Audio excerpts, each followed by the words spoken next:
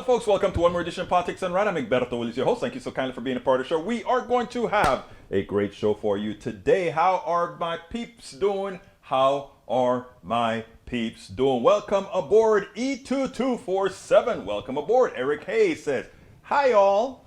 And of course, we are here con Michael Rudnin, who said, whoops, wrong link. Paul Fleming says, ATL checking in. Welcome aboard, Paul. How are you doing today, my brother? Yvette Avery Herod, afternoon. PDR Posse, she says. And Deb Denny says, hello. Where are all the rest of my peeps? Come on, let me have it. Robert P. Davenport is here with us, too. Welcome aboard, Robert. Friday greetings to all progressives, he says. Hey, we are going to have a good time today. We have some great videos for you. Ready to go, ready to fly, ready to go, ready to fly. Let's see what else we got here. All right, Michael Rudnin has his first speech. Michael Rudnin on a Friday with one piece of news. Michael Rudnin, you're slipping, my brother. Michael says, Russia seizes Ukraine nuclear power plant as forces lay siege to cities. The attack on Zaporizhzhia, I don't know how to say that correctly, nuclear power plant, brought the conflict to a perilous moment. As shells hit the area, a blaze broke out in a training building, triggering a spasms of alarm around the world. Before the fire was extinguished, an official said the facility was safe. The U.S. ambassador to the United Nations, Linda Thomas-Greenfield, said the world has narrowly averted a nuclear catastrophe. The Russian military knew where the nuclear power plants are, the risks involved in doing any sort of action nearby, and decided to shell one. What WTAF are they doing? They don't care. These people have little effects or care for humanity. Alistair Waters says, present and ready to go. Go, ready to go. I hear you, Alistair. We're all ready to go as well. We are ready to go as well. Folks, don't forget, tomorrow is what? Tomorrow is Ask Egberto Anything. Our Zoom is going to be on tomorrow. And I am looking for our link because I'd like you guys to sign up. Those of you that are just coming on now, please go sign up. It is free. Just have a Zoom with Egberto where you can say as you please. You can talk as you please. You can say what you want. You can tell me, I don't like what you're doing, Egberto, or I like what you're doing, or whatever you want to do, because remember, it's your show. So please, please, let me go ahead and do a copy here and get the right keyboard to the right place, and maybe it'll work this time. There you go. There is the link. Ask Egberto Anything. Click on that link and sign up for the Zoom. And tomorrow, check us out at 11 Central, 12 Eastern Time. Tomorrow morning, I'm going to get up, go for a walk with my baby. Then we're going to go get a little something, and we're going to be ready to have a talk with you guys. I want you guys to show up. So sign up as soon as you can. Ask Egberto Anything. You'll be on a Zoom. You can tell me whatever you want. You can hide your face if you want, or you can show your face if you want. I prefer you show your face. I like to watch all my beautiful peeps all of the time. So please sign up, sign up, sign up, sign up. Robert P. Davenport says, can we have an Ashley update, please? Ashley is doing fine, slowly recovering. Her left side is getting stronger. Every day we go and we do 3 flights of stairs where she goes up 3 flights, go down 3 flights. Every day we do that. Every day we do electrical stimulus on her left hand to try to start getting that wrist moving. So we do that every day. She also has some exercises she's supposed to do with her legs. She's been slipping lately. I don't see her using those bands as often as she should, but she, you know, we'll be concentrating on getting her left side stronger again. But the important thing, when she goes to therapy, which she does her therapy 2 or 3 times a week, they really work her hard, so hard that when she comes to the car, she's a zombie. I'm so tired, whatever the case is. She's building back up. So yeah, thank you for asking, Robert P. Davenport. Deb Dennis says, Russian TV is portraying the invasion as a humanitarian cause, and interviews with people on the street show they believe it. And that is the interesting thing. Donald Trump, as affiliation with Putin. Putin used Donald Trump as the perfect example of a test. Donald Trump was a perfect example of Putin's test, that you can convince a large percentage of the population by hitting them up on the internet, by hitting them up on the news channels that are willing to provide your misinformation. And for a very long time, the American media, the American mainstream media, and I'm not talking about Fox News, I'm talking about ABC, CBS, NBC, MSNBC, they all gave Trump plausibility. The things that Trump did that were off the wheel, they made it seem like it wasn't. They made Trump seem normal. And Vladimir Putin and his crew with a lot of everything else, they allowed it to happen. And in doing so, they have changed politics forever. So what you're saying there, Deb Denny, that in Russia a lot of people believe it's a mercy mission, let them believe that. But the dead body bags are coming home to roost, right? And eventually a lot of that information is going to slip right back in. So and you know what? You can be a part of that solution as well. You have to, through all avenues of communication, let that message slip in there. They've shut down Facebook, and it's amazing. The Russians used Facebook to convince Americans that Donald Trump was plausible, good, etc. And now they're shutting down Facebook because, oh my God, the American people may get to Facebook and do things to them and let them know what's true. They lied to us. We're telling them the truth, right? Anyhow, Deb Dennis says Trump has yet to post anything on Truth Social. I wonder why. So you joined up Truth Central? Maybe I should try it myself. Lie strategy. If it's repeated enough, people start to believe it, says Rose Williams, and she's absolutely right about that. Rose says, hi, everyone. Let's see what else I got here. Eric says, does this sound familiar? Say the Afghanistan debacle coming from the mouth of a mother parliament member and wife of a soldier in Ukraine, saying, had we gotten help sooner, meaning sanctions and weapons, there would probably been less invasion and bloodshed. So are you admitting, Eric Hayes, that when Trump held back the millions of dollars of help to Ukraine, which again affected what the Russians were able, remember this war didn't start just a year ago. This year has been going on since 2014, right? And we were giving them help, and Donald Trump held back the help for Ukraine, trying to get them to create a lie about Biden. So I guess you are admitting, Mr. Hayes, that the genesis of this problem was the previous administration. Thank you for seeing the light. And here's what he says. Here's what the world should do. Isolate this dictator as Microsoft suspend new sales in Russia Friday, with President Brad Smith calling the country's action unjustifiable, unprovoked and unlawful. We should have done that a long time ago. We should have done that during the president's day, the former president's days, right? We didn't. Michael Rudman says, Eric Hayes, thanks for that Forbes link. 20 major U.S. companies have already cut ties with Russia. The growing list of companies continue. Robert Davenport says, mainstream media in this country is propaganda also. The people here were and have been fooled just like the Russian population. Exactamundo, Robert. That's why when your channel gets active, and I think you said you were going to be carrying Politics Done Right as well. That's great. We need to open as many different avenues possible.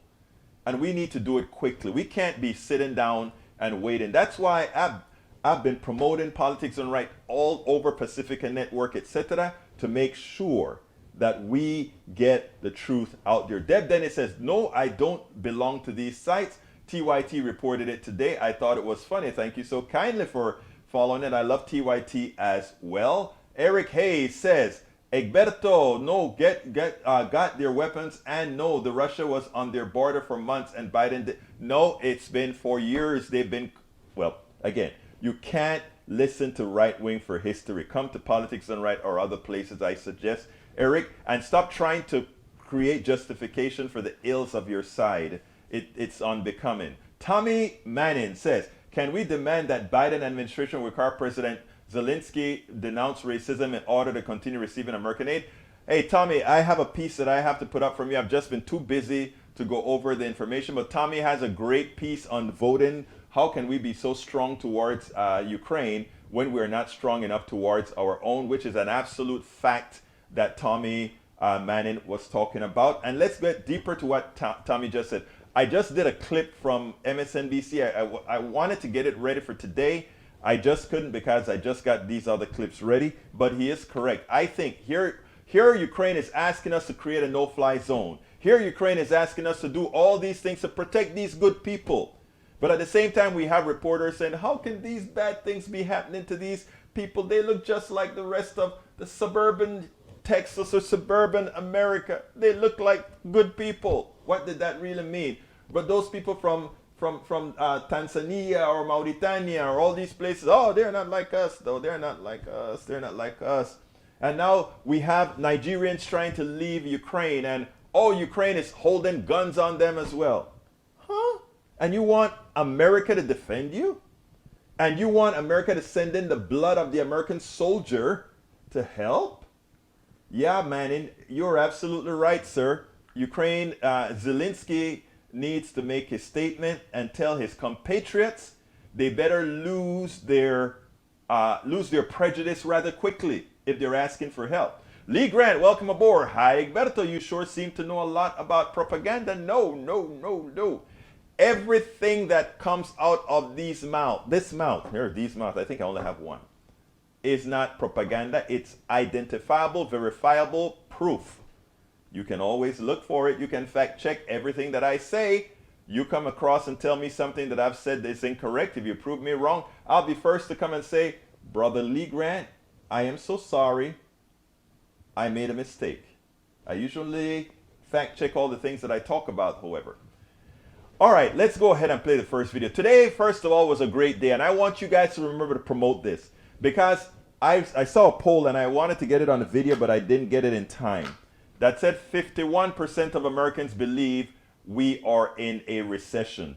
That is how effective the right-wing media is. And for those Democrats and progressives that think what they see on TV is the right-wing media giving the misinformation to the people of America, you have to grow up and understand how misinformation works. Let me play how great the economy is, and then I'll make a commentary about what we have to do about misinformation. Check this out, then we'll take it on the other side.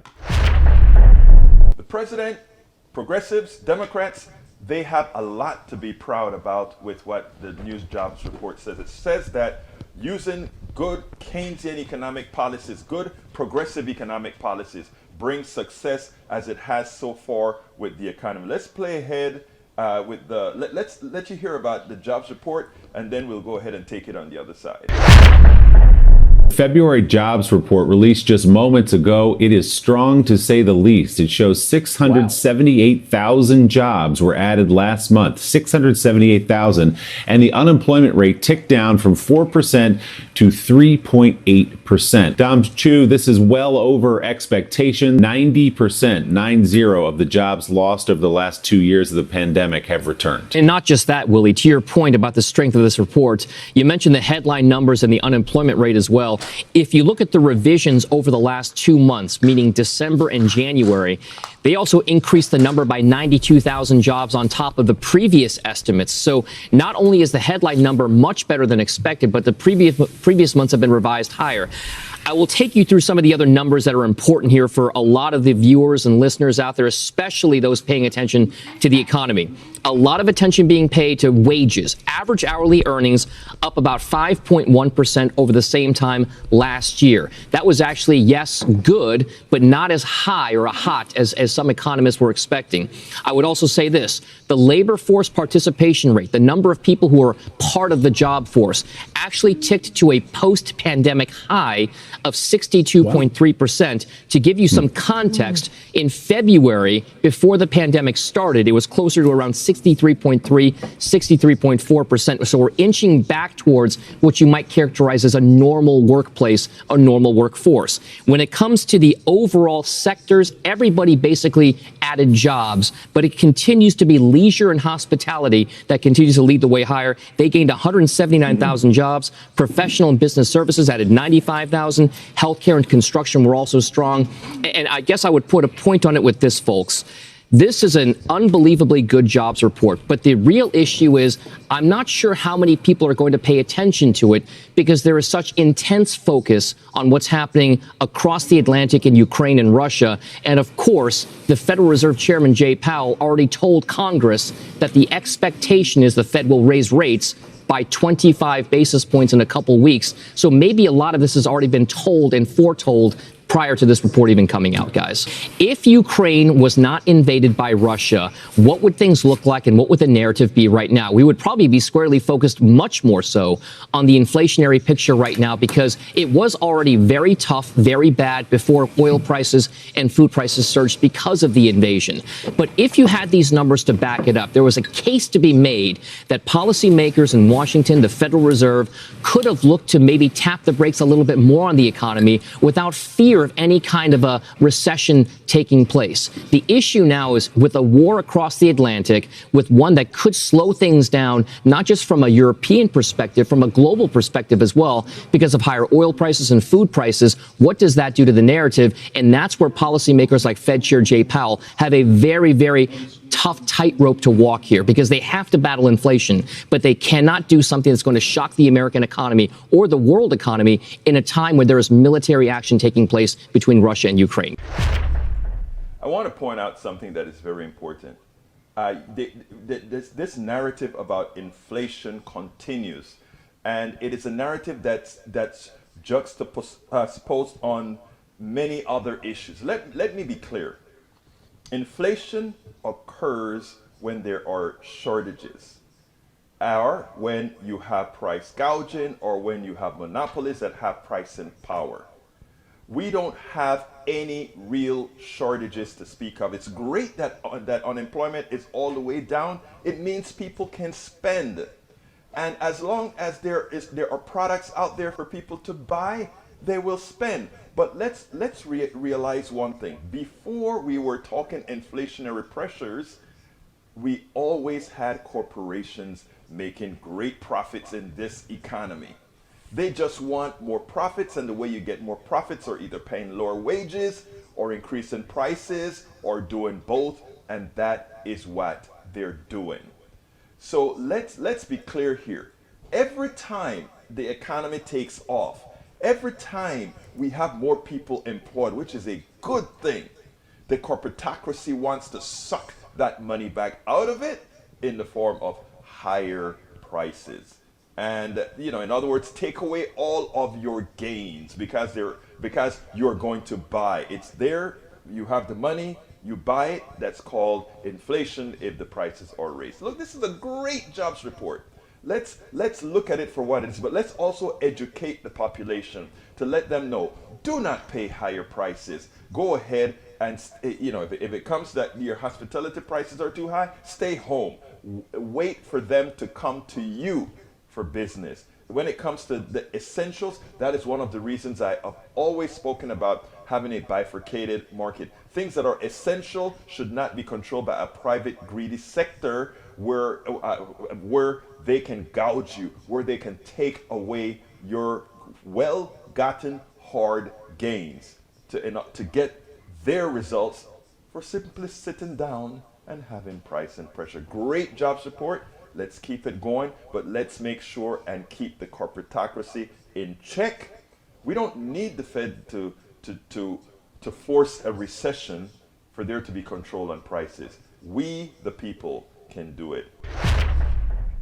And there's another thing that we have to learn to do. Why is it that 51% of the people think that we are in a recession, but 51% of the people won't tell you that they're doing worse? They're telling you they're doing more. More people are saying they're doing better, but they just think based on the information they're getting from Fox News, based on the information they're getting with all the news channels talking about inflation. They don't tell you, but you're making more money, so at least you're breaking even, but in reality you're doing better. They don't tell you that, right? So they have this fear in you. They understand how your psyche works. You are not fearful for what you are now. You are fearful for the possibility of the future. And if they can make the future look difficult, if they can make the future look like difficult for you, then what happens is suddenly you are going to start thinking things are worse than it is.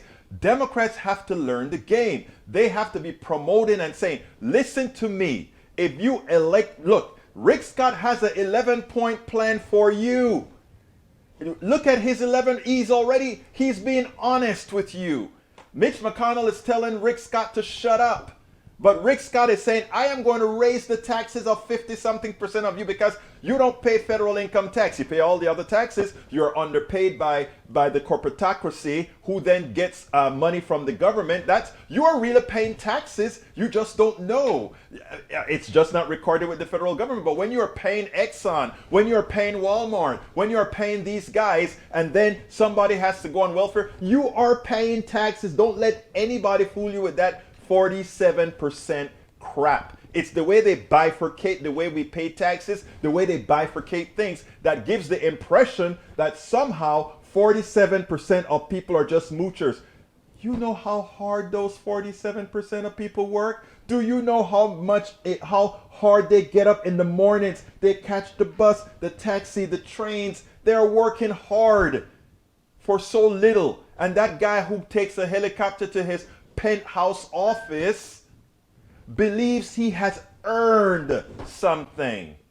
Come on, people. Could we stop being gullible? Could we stop having those who are bleeding hearts for those who are screwing you? And just saying, hey, how much deeper do you want me to screw you? Could you please stop falling for the con? The red states, I can understand why a lot of people in red states feel bad, because the governors of those states have screwed them. They cannot get health care. Their hospitals are closing. The rural areas are closed because these governors don't care. They refused the Affordable Care Act to the Medicare expansion. So their people are dying. I know why they feel bad. They taught them that wearing a mask was wrong, so more of them are dying. Of course things look dire for them. Of course. And then we have people in the blue states where they look at somebody like, you guys have control, and you allow Manchin, which we don't have a choice, to really block help for the rest of us. There are other issues as well, right? Oh, the economy is doing fine. We no longer need to give child tax credit or family leave. Really? Don't you need those kids to be protected so that, or taken care of, so that the slack in unemployment will be fixed? I hear Eric in the thing says, wait a minute, here's how they make it seem bad, right? Okay, so the unemployment rate has dropped to a low, 3.8%. And here we have a conservative in the room says, yeah, but 3.8%, but still you only have a 62% utilization rate. Yeah, that's almost what it has been for the longest time, right? But here's the funny part about that. We can solve that by just allowing women into the workforce, because a lot of women are staying home with the kids. Why are they staying home with the kids again? Oh, we can't afford care for the kids. It costs us more to get care for the kids than getting a job. Subsidize child care like sensible, humane countries, and more people would go into the workforce. It's that simple. But again, the conservative mantra, a mantra that kills, a mantra that harms, a mantra that performs poorly, wouldn't allow it. Hi Coop 333, welcome aboard. Lee Grant says zombie economics from Egberto. No, practical, provable economics by Egberto. Justin Booker, welcome aboard, says just vote blue. I am with you. Carl Cox says, with the exception of a few politicians like AOC, Bernie Sanders, and Elizabeth Warren, politicians do the work of their puppet masters, mega rich corporations. Neocon news media lies away. Of course, Daniel Lado says the mental gymnastic Egberto is performing here to justify inflation is so absurd to call his sanity into question. Not really. Let's just do the numbers. If you have all the oil you can expect on the market, that you need on the market, why would the price of oil go up other than through speculation that you pay for? They don't pay for it. You pay for the speculation, and you're happy. You're happy to say, kick me a little bit harder. You believe the crap they tell you about inflation. You hear that before they raised prices, these corporations were making record profits. Okay? After they raised prices, Their record profits got even bigger. What makes you want to believe them when they tell you then that they raised prices because to keep a steady keel they had to? It's a lie, and you choose to believe it. They love your gullibility. Okay, let's see. Egberto, Michael said, Egberto, you want to know why half of Americans think we are in a recession? Please read this out. Republicans might be feeling worse than Democrats, but Democrats aren't feeling great either, notes John Sides, a political scientist at Vanderbilt University. Indeed, Biden's presidential approval ratings are more tightly correlated with consumer confidence than Trump's Obama's, in part because of Democrats' dissatisfaction with how things are going. That's exactly the reason why. The Delta and Omicron coronavirus waves, the sputtering of the Democrats' election reform and social infrastructure bills, and perhaps most of all, the false assurances that inflation would be temporary, all of those factors led Democrats and moderates to turn on Biden. There's no way for Biden and Democrats generally to offer a counter narrative that's going to be as attractive as the bad news side told me. It's been very hard for Democrats to feel optimistic. Why should anyone feel optimistic? To state the obvious, there's a war in Europe and a pandemic here at home. Democracy is frail and climate crisis continues unabated. The news, whether relayed by nonpartisan hard left or hard right, has been unremittingly negative of late. But we can point out the realities. We can point out the realities which are in fact, Republican politicians' policies are a clear and present danger not only to your personal economy but the country's economy. You can point out based on their words what these guys are going to do, so to let Americans know the options that they have and to assume that they are smart, most of them that is, will do the job. My contention is we don't go at the core of our problems. We need to, right now what Republicans do is they create a boogeyman and they make progressives, liberals, and Democrats the boogeyman. It's time for us to make something that we can show them. We can say, you see how much Exxon made, but they still said they had to raise taxes on the price of your gas. You see how much ADM made, but they still had to charge more for your eggs. They are thieves. They are thugs. They are thugs in ties. They are tits. Thugs in ties and suits. Okay, that's who they are. And we need to be repeating that over and over and over again. One of the reasons why Facebook got their fact checkers when people said inflation is caused by price gouging, they wanted that taken down because they didn't want that truth to get traction. That is the truth.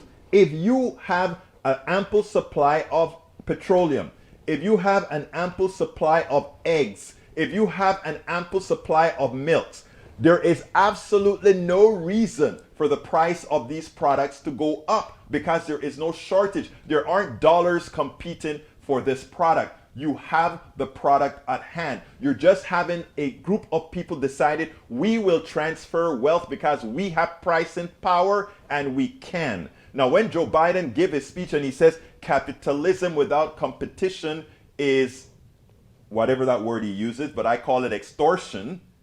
Okay, capitalism without competition is extortion. I agree with that. But what I'd also like to say is capitalism is extortion. And what we must go to for is free enterprise. It is not difficult. These things are not difficult. We just have to enlighten ourselves. Folks, if you are on right now, please go ahead and click that thumbs up on YouTube, on Facebook. Please remember to like us on Facebook. And on Twitch and all these other places, please remember to share these links. If you are also on YouTube, please remember to go ahead and click that join button. We need your support. We need your support as soon as possible. Robert D. Davenport says, so most people are not hit by worst effect of inflation, just an easily observational fact. Of course. Robert Davenport says, I did not buy a new car this year, the biggest driver of inflation. Most people did not buy a car, so most have not been hit by inflation's biggest factor. Exactly. Tom C. says, Biden got NATO countries to threaten sanctions and build up defensive troops on their borders when Russia invaded Ukraine. U.S. coalition activated harsh sanctions. Putin, what more could Biden do? Look, okay, you want to know what more can Biden do? Let me show you somebody who has fallen in love with Biden, a very good conservative dude. Check this out. Love affair between Bill Kristol and Joe Biden seems to have continued. Let's listen to this and then we'll take it on the other side. There was this focus group where swing voters, Trump Biden voters, they seem to buy the idea that Putin wouldn't have done this if Trump were president. How does the Democratic Party answer for that? I don't buy that. I don't think that matches logic, but voters do. That's a perception issue. Well, one of the eerie things about this is just picture in America where Donald Trump is our president right now. I mean, that is scary.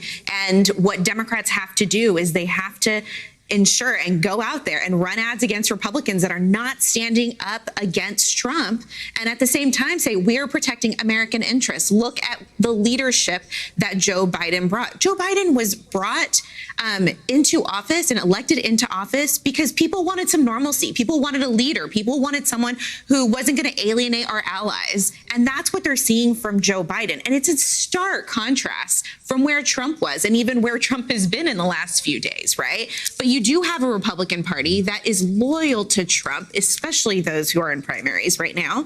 And Democrats should use that against the Republican Party. Bill, I think a lot of people kept wondering, when are Republicans going to take their off-ramp? They've had a few Trump off-ramps, right? I got to think Mitch McConnell, as I've always thought, Mitch McConnell will never admit it, but he will second-guess that vote decision he made in the second impeachment, probably in perpetuity. But nobody wants to take this off-ramp. The most obvious off-ramp right now from Trump is what he's been doing with Putin, and they're not taking it. Why? Well, you know why? Because they think they're going to win the House, and they have a good chance to win in the Senate. They have paid no price for not taking all those off-ramps that you and I and a lot of my friends think they should have taken for the sake of the country. And until they're made to pay a price, now maybe they will. Democrats, if I could say, I love the Democrats these days, but they could do a little better job of kind of not having dissident Democratic members of Congress off for their own state of the union. It really isn't. I mean, you mentioned the focus groups, but there's a new NPR poll that has Biden up a few points. That cannot be due to the State of the Union. Yeah. I think there's still a rally to the flag effect. And Biden has shown good leadership. I have tiny criticisms of a few things, but good leadership throughout this crisis. And that's why we elect presidents for crises like these. And that's why we elect presidents with leadership capabilities for exactly times like these. Now, the question is, suppose something like this had happened under Donald Trump. Donald Trump would simply put his tail between his legs and say, okay, Putin, I'll hold back NATO. I will hold back any help for Ukrainians, all that good stuff. But it's a lot deeper than that.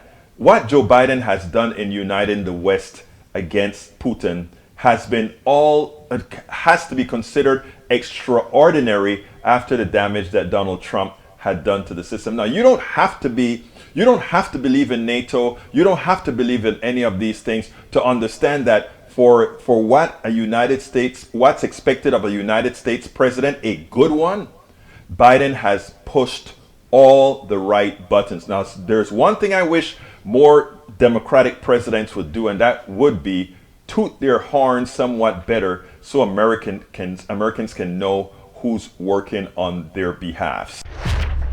Absolutely. Toot your horn, toot your horn, toot your horn. We are not having enough. Thank you, Deb. I think, is it Deb Denny that says, Egberto, it's link time?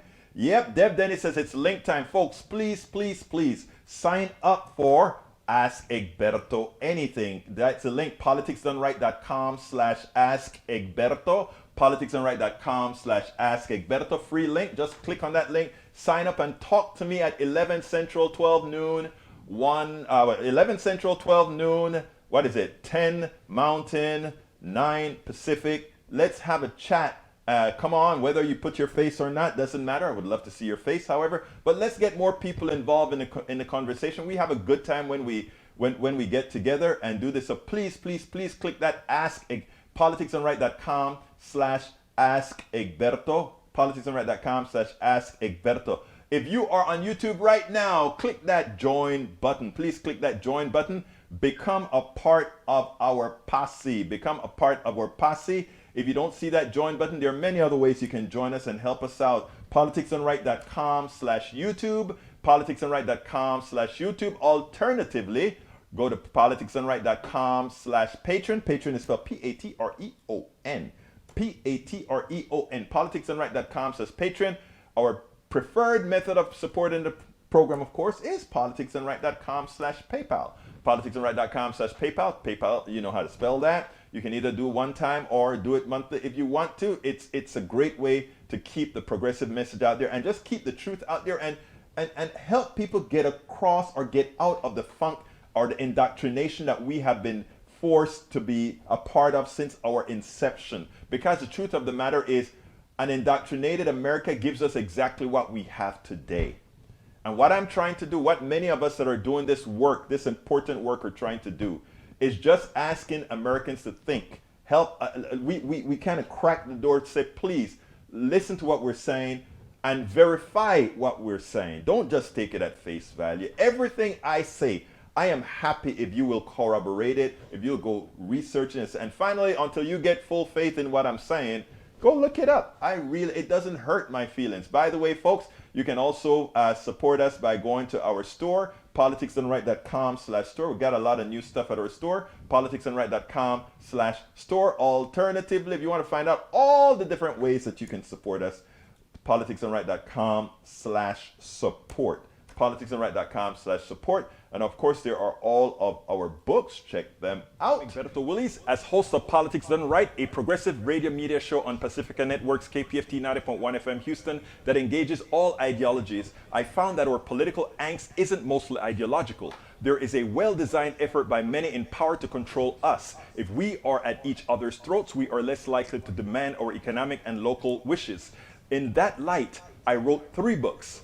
I wrote the first one titled, As I See It, Class Warfare, the Only Resort to Right-Wing Doom, to describe the entire economy in a manner we can all understand. It highlights why it was designed to pilfer most as it empowers a few, the chosen. The second book, titled, It's Worth It, How to Talk to Your Right-Wing Relatives, Friends, and Neighbors, take it to the next level. After understanding how the system pilfers, it is incumbent that we can speak to our peers to empower a change. The third book, How to Make America Utopia, Take Away the Economy from Those Who Rigged It, gives us a place to land. After learning about our economy that is dysfunctional for most and learning how to engage the other side, we point out what would make an economy that works for all. Each book stands on its own, but together they provide the full picture. Please consider getting one or more. You will undoubtedly learn, be entertained, and help us continue the mission with our blogs, articles, videos, and books.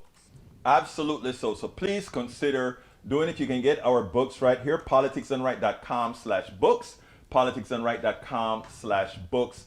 We also, if you go there, you can also get, we sell it as a set, all that good stuff. So please consider getting the book. Now.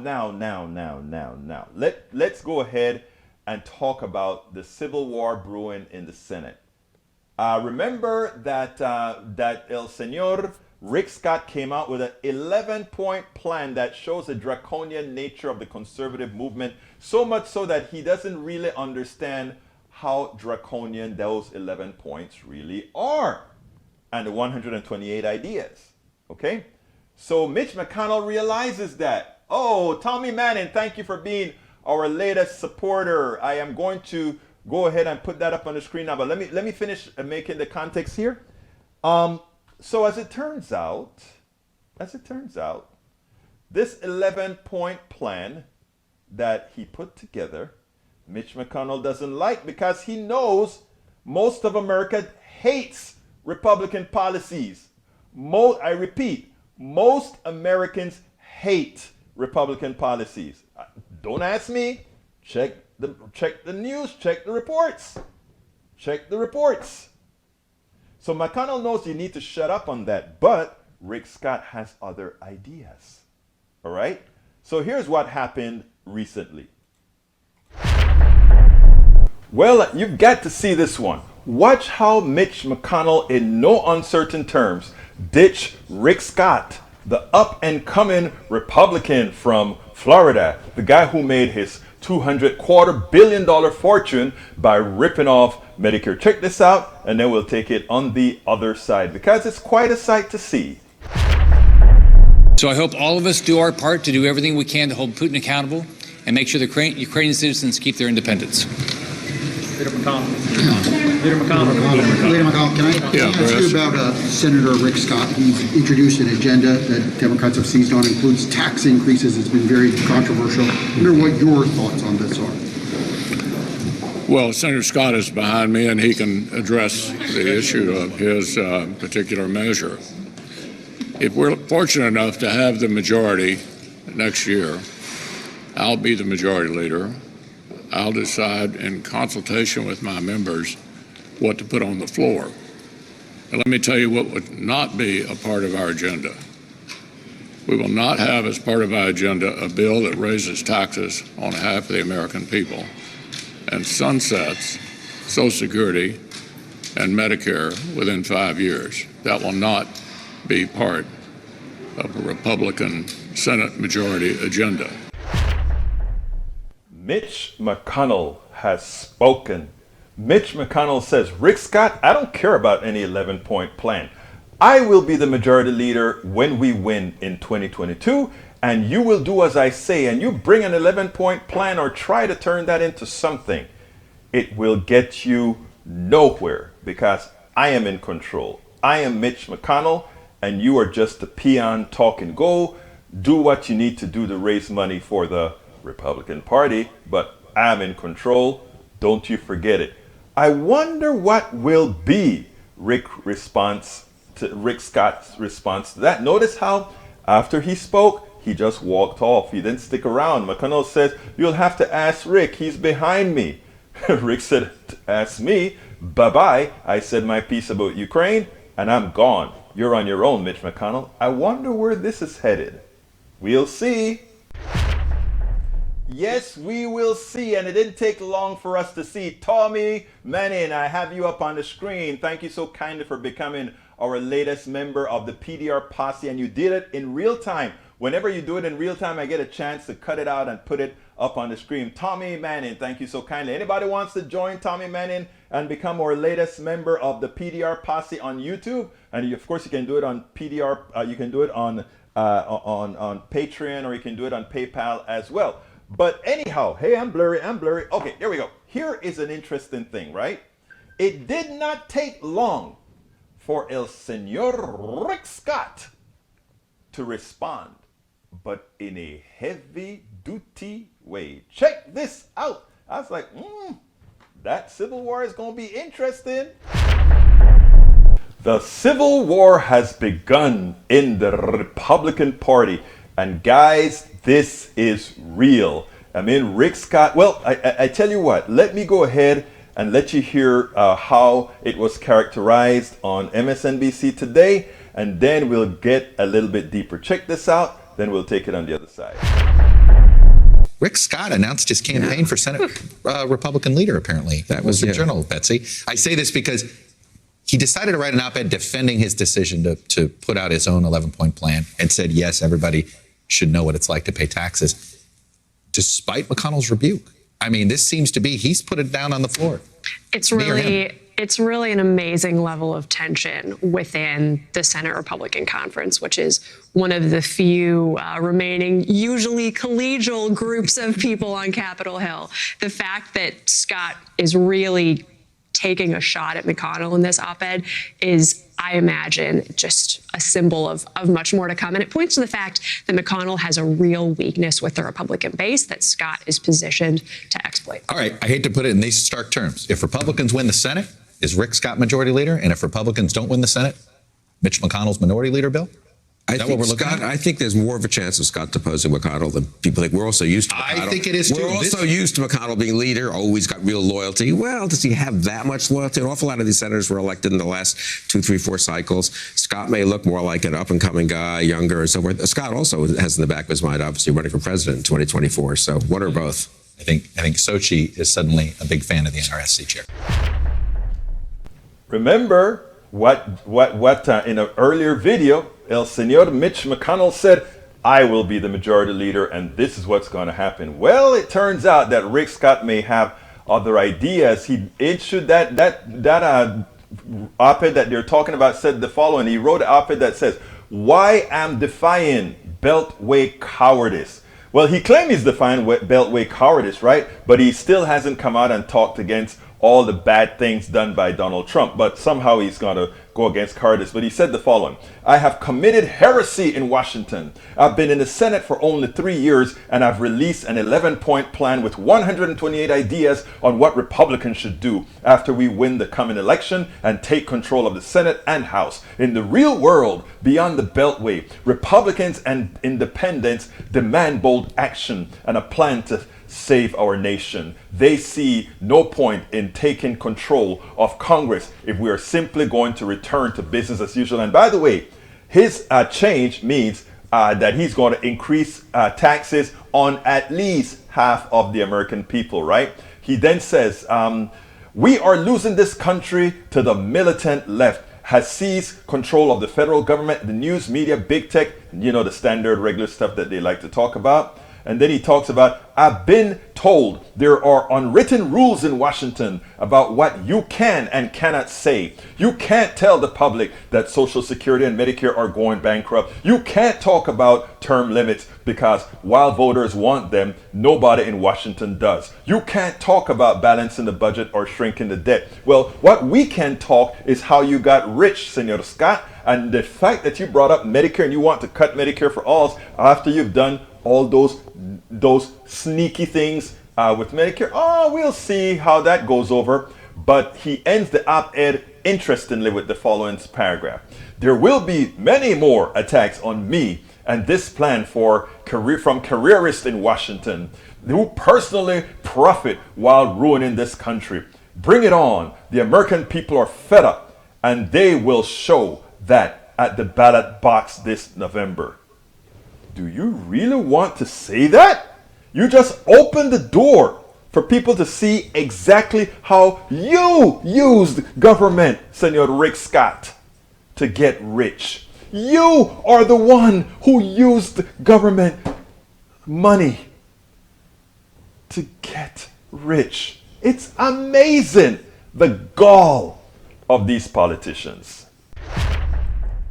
You know, when I saw that, Rick Scott actually used the word Medicare in his op-ed, right? And I'm like, my God, Rick, you want people to start remembering all the things that you did with Medicare.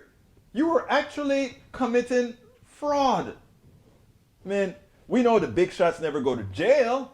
You know, that's why Donald Trump is still walking, and that's why even President Biden's not State Department, but criminal department, whatever it's called, still doesn't want to really come too hard at Senor Trump. Come on. I just find it amazing. I just find it amazing, the gall, you guys. Scott says, Scott wants to tax the bottom 90% and give welfare to the top 1%. That's what they do. And let's see, Rick Scott looking to the left. Yes, he is looking to the left. I like that, Justin Becker. But look, I think Republicans are walking around like if the 2022 election is in the bag for them, right? They are going to win the 2022 election, both the House and the Senate, and they're sure of it. The gerrymandering didn't turn out as they expected. They thought the gerrymandering would have been a lot more effective than it turned out. They forgot people move. They forgot a lot of things when they gerrymandered. So, I mean, the gerrymander is still in their favor. Don't get me wrong. But it is not nearly as bad. It's not nearly as scary as Democrats want to be. So if Democrats want to win, have something to offer the American people. You know that all those women that want to go back to work, give them a landing space. Give them those options that are going to give them the opportunity to work. Let's make it possible. I'm looking at some tanks. Where is this? There are some tanks in the streets somewhere. Guess Russia has some tanks in the streets somewhere. You know, I mean, I am looking at this terrorism by Russia. It's funny, right? I wanted to, this boggles my mind as I started to see the Nigerian complain about Ukrainian racism, right? Putin is putting out the message out there that he's wanting to solve the Nazism or something, and he wants to tear away at Nazism in Ukraine. Good. We know that is, come on now. The president of Ukraine is Jewish. So it's not Nazism that you got to get rid of. But you would think that the leaders in Ukraine would do everything to make it look like they're a true democracy and that everybody has equal access to their government. And to think that Nigerians and other people of color, Asians I understand as well, have been told to go to the back of the line does little for others to say, you know what, let's just put ourselves on the line for these people because they're just good people too. Put yourself on the line for a society that's going to be downing on other societies. I don't know. I'm still saying, Russia is a criminal. It's a criminal, fascist, terrorist state invading a sovereign state. But, after seeing the behavior of the Ukraine, a lot of people in the Ukraine and the racism they themselves are showing, wish them the best. But we as Americans who have our own problems, we just need to do enough to prevent a World War III. But to say we need to really go out of the way for a people that, and especially after the way we hear the news media carry it down, I would do that for any American when they're down. Okay, let's see what else. The Republican clowns still have so many voter nullification bills to help them destroy our democracy. It is strong here in Texas. It even affected me. Tom C. says, U.S. gets about 3% of its oil from Russia. Why can't Americans get back on excess gas usage temporarily? So we shut off Putin. We could. Again, we don't want, here's the problem. We have to learn. We like to speech, especially conservatives, because they're the ones who cause most of the problems with the way we deal with things, right? They like to talk about personal responsibility. They couldn't be personally responsible to wear a mask to prevent themselves from infecting others. They couldn't be personally responsible for taking a vaccine to prevent this thing from spreading exponentially like it did in the United States. They can't be personally responsible for saying an 18-year-old kid's mind is still maturing, so giving them a gun without a license or without needing any help whatsoever it's not the right thing to do. And as we see in Houston now, these same folks now are popping caps as they drive and get pissed off in their cars. They couldn't see what personal responsibility meant. But what can I expect? Daniel Edo says, anyone who has spent any time in Eastern Europe understands the Slavic racist mind. Oh, I understand it quite well. I am just saying you would think they'd learn how to be smart and cover it, especially since they're under attack. And some of the people that they want to defend them come from the United States of America, which is a multicultural society. It's that simple. That's not complicated at all, sir. All right, what else we got here? Hi Coop says, you must choose to unite, Carl. We cannot force you to do things. There you go. Michael Renner says, Berto, ask any conservative about personal responsibility for the January 6th insurrectionists. I rest my case, Mr. Rudnin. I rest my case. All right, folks, please remember we are at almost the end of the program. I hope you enjoyed all the things that we had to bring to you today. E2247 says, GOP loads up on vanity candidates, then splits its own ticket so badly the only a 45 cultist can possibly win.